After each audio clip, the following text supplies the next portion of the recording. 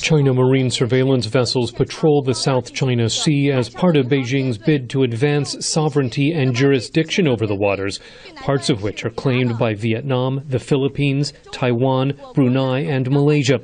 Those competing claims top the agenda of this week's meeting of foreign ministers from the Association of Southeast Asian Nations, or ASEAN.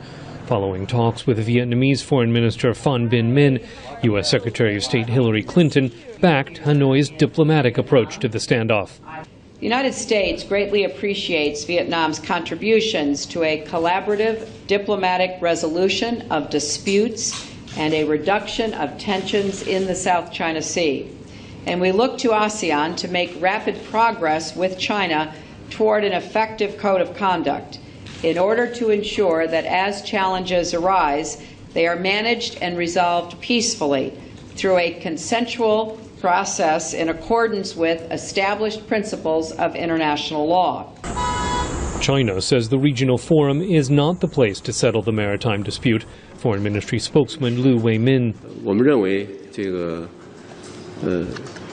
We believe the South China Sea issue is not an issue between China and the ASEAN. It is an issue between China and certain ASEAN members.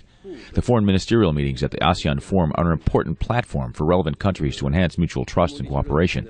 It is not a proper place to discuss the South China Sea issue. Given China's opposition, Institute of Southeast Asian Studies senior fellow Ian Story says there's little chance of a breakthrough by ASEAN. China opposes discussion of the South China Sea at the ARF, and when it is raised, it is likely to react quite angrily, as it has done in the past. This tends to generate more heat than light on the subject. Vietnam is enlisting India's support in the South China Sea, since Indian investors have been active in oil and gas exploration there for decades.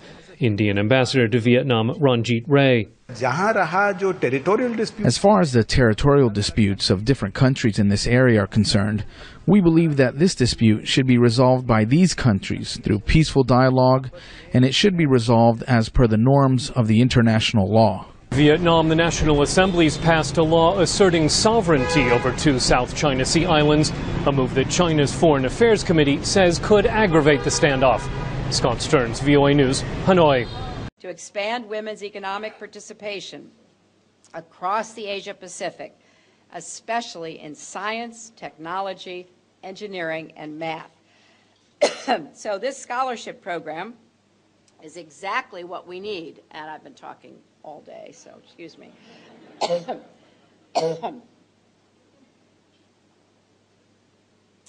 So we've come a long way in a short period of time. And that is, excuse me, what economic statecraft is all about. So we want to hear from all of you about what more we can do together. And at the risk of coughing any longer, I just want to say thank you, and let's get to work.